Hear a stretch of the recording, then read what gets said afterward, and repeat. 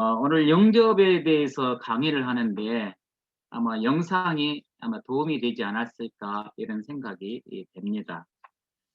영접하다라고 하는 이 말은 헬라어 람바노라고 하는 그 말로 기록되어 있는 것을 보게 되는데, 붙잡는다, 취한다, 누군가의 삶을 붙들거나 잡는다, 끝까지 붙들다 라고 하는 그런 의미가 있지요.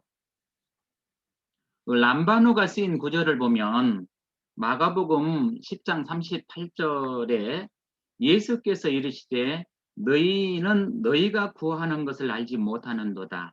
내가 마시는 잔을 너희가 마실 수 있으며 내가 받는 세례를 너희가 받을 수 있느냐라고 하는 그 부분에서 내가 받는 세례를 여기서 받느니라고 하는 그 말에 람바노가 쓰였습니다. 그 다음에 요한복음 3장 11절 말씀에 진실로 진실로 너희에게 이르노니 우리는 아는 것을 말하고 본 것을 증언하노라. 그러나 너희가 우리의 증언을 받지 아니하는도다 라고 하는 부분에서 우리의 증언을 받지 아니하다, 받지 아니하다 라고 하는 그 부분에 받다라고 하는 그 부분에 람바노가 쓰였습니다. 세 번째, 요한복음 7장 39절 말씀에 이는 그를 믿는 자들이 받을 성령을 가리켜 말씀하신 것이다. 여기서 받을 성령을 그때에 받다라고 하는 그 부분에 또 람바노가 쓰였고요. 갈라디아서 3장 2절에 내가 너희에게서 다만 이것을 알려 하노니 너희가 성령을 받은 것이 율법의 행위로냐 혹은 듣고 믿음으로냐. 여기에서 성령을 받은 것이 받다라고 하는 그 부분에 람바노가 쓰였고요. 그 다음에 고린도전서 9장 25절에서 이기기를 다투는 자마다 모든 일에 절제하나니 그들은 썩을 성리자의 관을 얻고자 하되, 얻다라고 하는 그 부분에가 또 람바노가 쓰였습니다. 얻고자 하되. 그 다음에 마태복음 8장 17절 말씀에서 이는 선지자 이사야를 통하여 말씀하신 말씀에 우리의 연약한 것을 친히 담당하시고 병을 짊어지셨도다 함을 이루려 하심이더라. 담당하다라고 하는 그 말에 또 이 람바노가 쓰였습니다. 그 다음에 일곱 번째, 마태복음 24장 40절 말씀에서 그때에 두 사람이 밭에 있으면 한 사람은 데려가고 이 말에 람바노가 쓰였습니다. 한 사람은 버려둠을 당할 것이요. 영접은 단순히 수용하거나 환대하는 것이 아니라 취해서 끝까지 붙든다는 것입니다. 자, 영접하는 자, 곧 그 이름을 믿는 자 그랬는데 누구를 영접하는 것인가? 누구를 영접하는 것인가? 요한복음 1장 1절에 태초에 말씀이 계시니라. 이 말씀이 하나님과 함께 계셨으니 이 말씀은 곧 하나님이시니라. 자, 말씀이신 예수님, 말씀이신 그 예수님이 하나님과 함께 계셨는데 이 말씀이 하나님이셨어요. 1장 4절에 보면 그 안에 생명이 있었으니 이 생명은 사람들의 빛이었습니다. 1장 9절에 보면 참빛, 그 세상에 와서 각 사람에게 비추는 빛이 있었나니 1장 11절에 자기 땅에 오매 자기 백성이 영접하지 아니하였으나. 영접하는 자, 자 누구를 영접할 것인가? 바로 예수 그리스도, 이 땅에 오신 예수 그리스도, 바로 그분을 영접해야 되는데, 그러나 많은 자기 백성들이 영접하지 아니했다라고 성경은 말씀하고 있습니다. 자, 영접하는 자 곧 그 이름을 믿는 자. 영접한다라고 하는 것은 예수 이름을 믿는 것을 말하고 있습니다.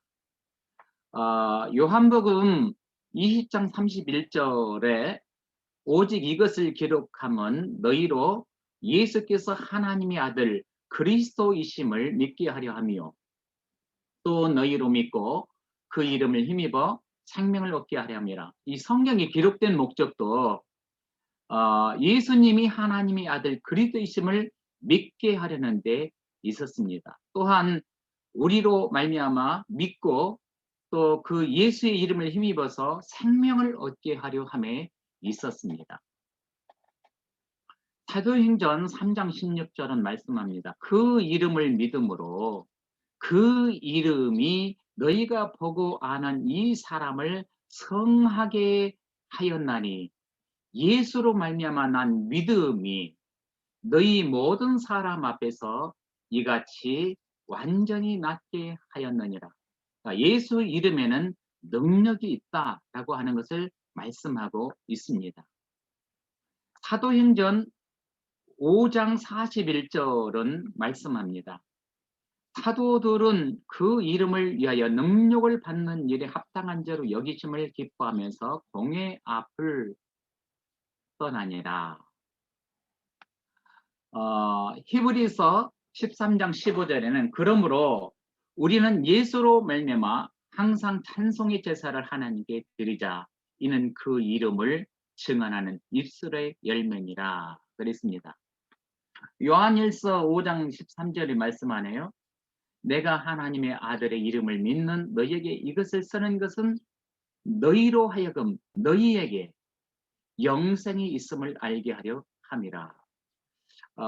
영생의 있음을 예수 이름을 하나님의 아들 예수 이름을 믿는 자들에게는 영생이 있음을 알게 하기 위해서 이 성경에 또한 기록이 되어 있습니다.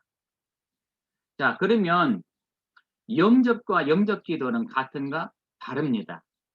영접과 영접기도는 다르다. 제가 사형리를 중심으로 많은 사람들에게 예수님을 영접기도를 시켰습니다. 제가 처음에 사형리 훈련을 CCC에서 받았는데 저를 가르치시는 간사님이 먼저 시범을 보였어요. 시범을 보이는데 실패하는 장면을 보여주셨습니다. 그러면서 저에게 부탁하기를 전도는 이렇게 하는 거요 라고 하면서 오늘 3사람 전도해 가지고 결과를 나한테 좀 보고 좀 하세요 그러시는 거예요. 그래서 제가 예 알았습니다 하고 순종하고 3사람을 복음을 전했는데 한 사람도 예수님을 영접하지 않는 거예요. 중간에 다 거절을 하고. 그래서 CCC 또 룸에 가서 보고를 하는데 다른 사람들은 다 보고를 하는데 열매가 있어. 이 형제기도 이렇게 한 사람들이 한 사람씩은 다 있어요. 저만 없더라고요. 기분이 좀 상했습니다. 내가 뭐가 좀 부족해서 그럴까. 다른 사람들은 다 열매가 있는데 나는 영접기도 이렇게 증거한 경우가 없었기 때문에 그래서 그 다음날 또다시 나갔습니다. 3사람을 다시 그날도 전도를 하는데 또 열매가 없었어요. 영접기도 한 사람이 없었어요. 제가 많이 실족을 할 뻔했습니다. 이틀이나 안 되기 때문에 그래도 용기를 갖고 3일째 또 나갔습니다. 3일째에도 3사람을 전도하는데 열매가 없어요. 결과는 다 CCC 룸에 가가지고 또 이제 보고를 하는데 다들 있는데 나만 3일째 연속으로 한 명도 없는 겁니다. 그래서 자존심도 상하고 내가 뭐가 부족하기에 영접기도 이렇게 열매가 한 사람도 없다냐 이런 생각을 했어요. 자존심 진짜 상했어요. 그래서 내가 전도를 해야 될까 말해야 될까. 나는 성경을 많이 봤으니까 성경 공부 집중하고 성경을 가르치는 사람이나 될까? 이런 생각도 해보면서 아니다. 그래도 다른 사람들은 다 열매가 있는데 나는 열매가 없네. 열매가 있을 때까지 한번 전도해 볼까 하면서 그 다음날 다시 또 나아갔습니다. 10번째 만난 사람 또 실패를 했습니다. 그래서 제가 갈팡질팡했어요. 진짜 나는 이 자신이 없어. 나는 할 수 없는가 봐. 해야 되나 말해야 되나. 한풀 푹 꺾여가지고 또 이제 한 번 더 해봐야지 하는 마음 가지고 또 나갔습니다. 11번째 제가 실패를 했습니다. 진짜 좌절해가지고 이제 그만 던져버리고 가볼까 이런 생각하다가 그래도 한 번 더 해보자 하고 12번째 도전을 했는데 그 사람은 좀 뭐가 부족한 것 같았어요. 제가 하는데 영접을 하더라고. 너무나 기분이 좋았습니다. 그래서 보고를 했어요. 드디어 오늘 한 사람 예수님을 영접한 사람이 있었다고. 그래서 기분이 너무나 좋아가지고 그 다음날 제가 광주공원에 그 광주 CCC 해관 바로 옆에 광주공원이 있어요. 호남신학대 바로 옆인데 거기 광주공원에 놀러 오는 사람들이 많기 때문에 벤치에 앉아있는 사람들이 있거든요. 그래서 그 사람들을 대상으로 내가 10명을 전도하리라 생각하고 사형리 10개를 준비해서 갔습니다. 그리고 끝나면 한 곳씩을 주거든요. 다시 한번 보라고. 그날 제가 10명을 전도했는데 8명이 예수님을 영접했습니다. 할렐루야. 11번 실패하고 12번째 한 명이 성공을 했는데 그 다음에는 10명을 전도했는데 8명이 예수님을 영접하더라고요. 그 중에는 저는 불교 다닙니다 라고 했던 사람도 제가 복음을 전하는데 마음을 열고 예수님을 영접기도 하는 장면을 제가 목격을 했어요. 너무나 제가 기분이 업돼가지고 야 이렇게 기쁠 수가 있냐 생각하면서 그 다음날은 내가 토요일이었거든요. 광주 학생회관에 가야 되겠다 해가지고 광주 학생회관에 도서관 독서실이에요. 그 광주에는 큰 독서실이 있는데 학생회관이라고 거기에 또 벤치가 있어요.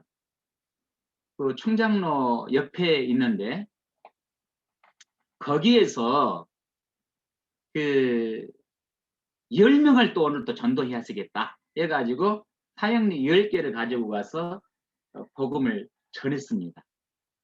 그날도 10명을 전도했는데 8명이 예수님을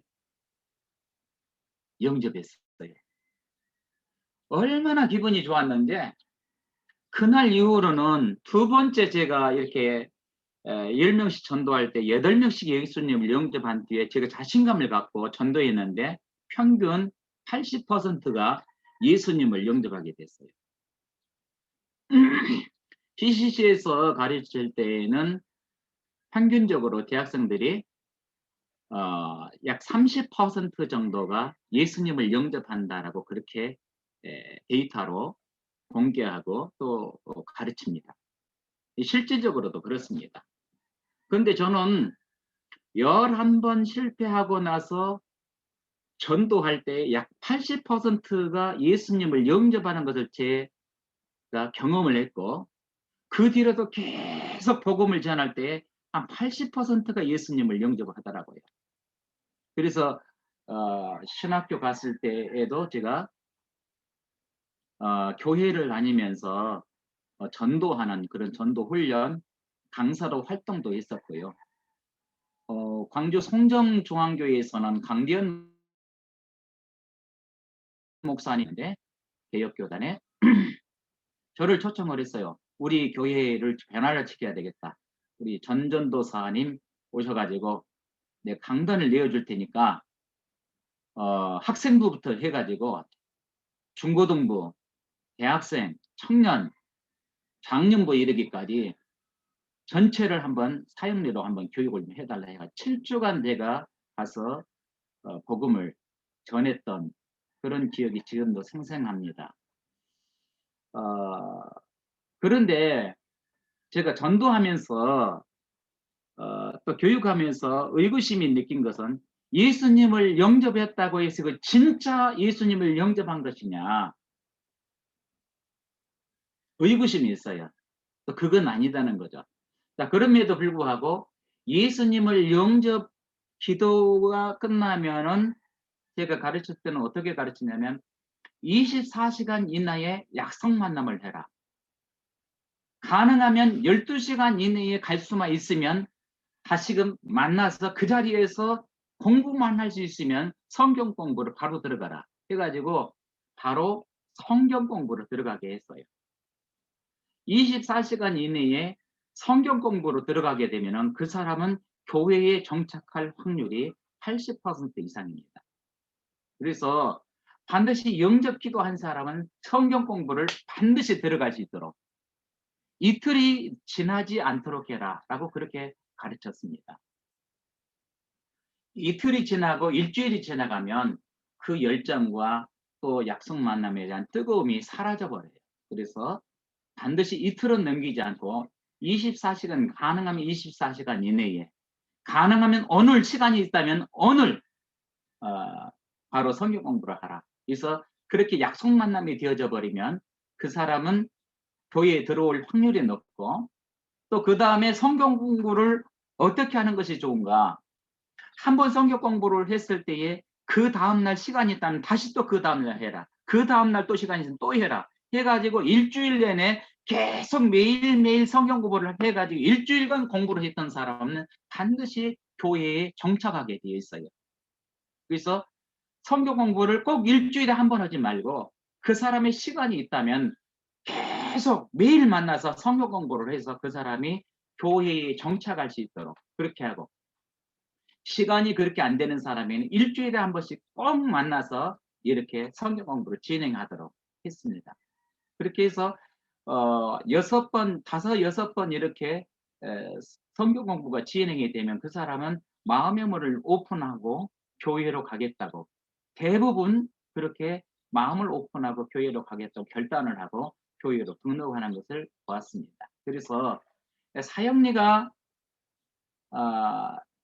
어떤 사람은 이렇게 좀 부정적으로 말하기도 하지만 적극적으로 이 복음 전도의 하나의 도구로 활용한다면 엄청난 복음의 확산의 도구로 쓰일 수 있다고 하는 것입니다.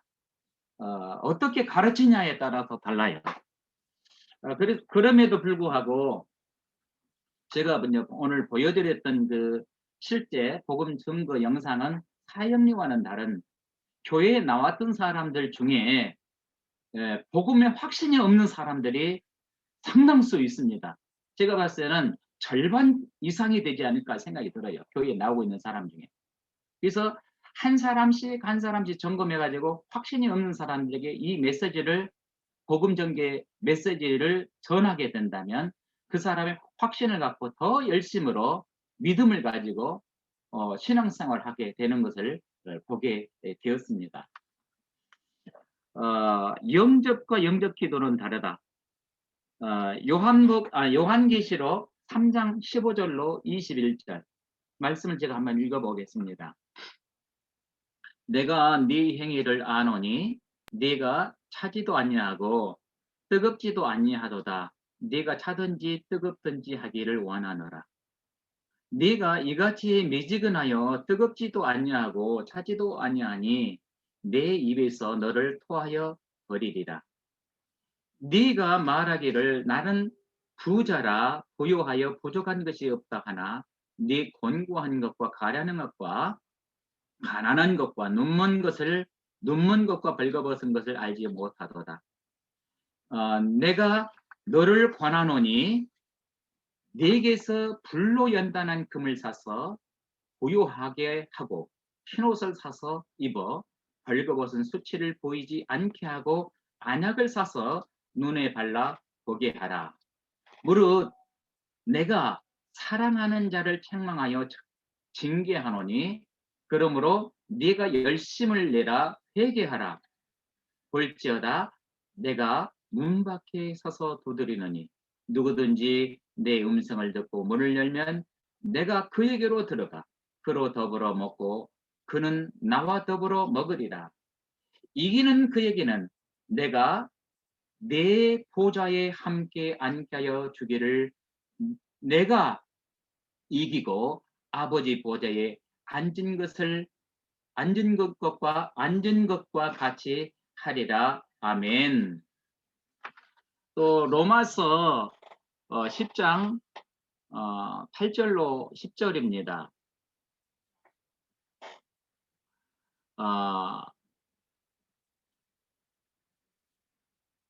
그러면 무엇을 말하느냐? 말씀이 내게 가까워 내 입에 있으며 내 마음에 있다 하였으니 곧 우리가 전파하는 믿음의 말씀이라. 네가 만일 내 입으로 예수를 주로 시인하며 또 하나님께서 그를 죽은 자 가운데서 살리신 것을 네 마음에 믿으면 구원을 받으리라. 사람이 마음으로 믿어 의에 이르고 입으로 시인하여 구원에 이르느니라. 로마서 10장 13절로 17절 말씀입니다. 누구든지 주의 이름을 부르는 자는 구원을 받으리라. 그런즉 그들이 믿지 아니하는 일을 어찌 부르리요? 듣지도 못한 일을 어찌 믿으리요? 전파하는 자가 없이 어찌 들으리요?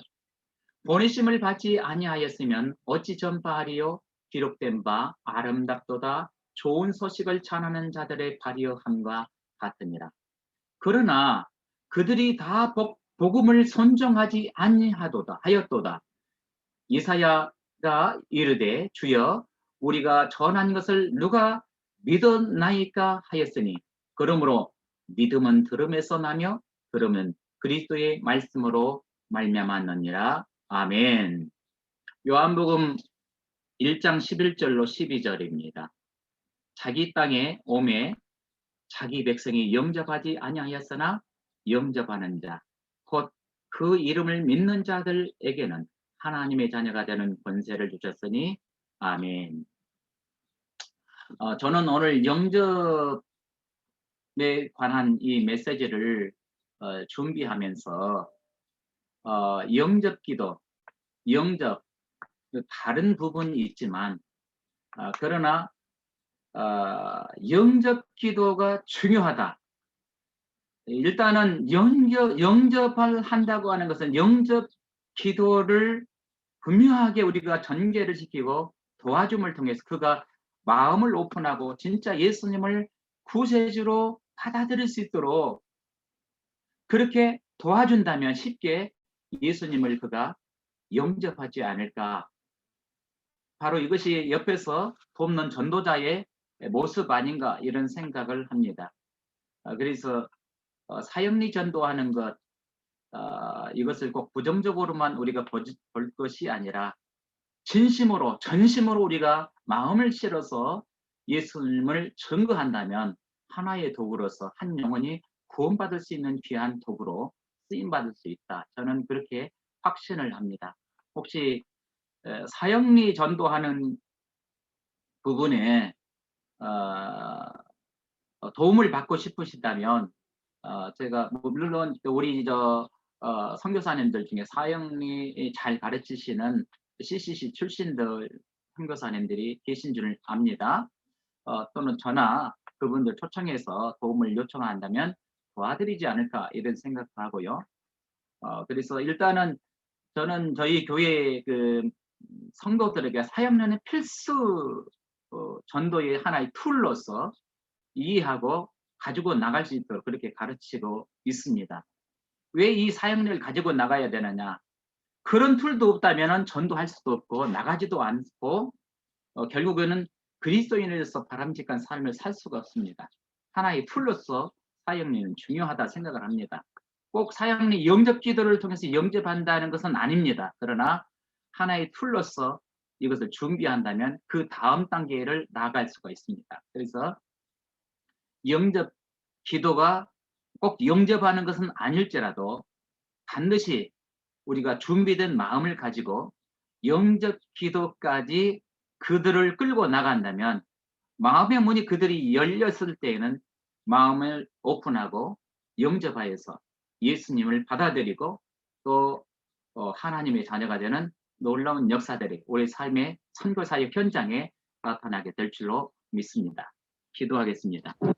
우리 하나님, 우리 가운데 함께 하신 주 하나님을 찬양합니다.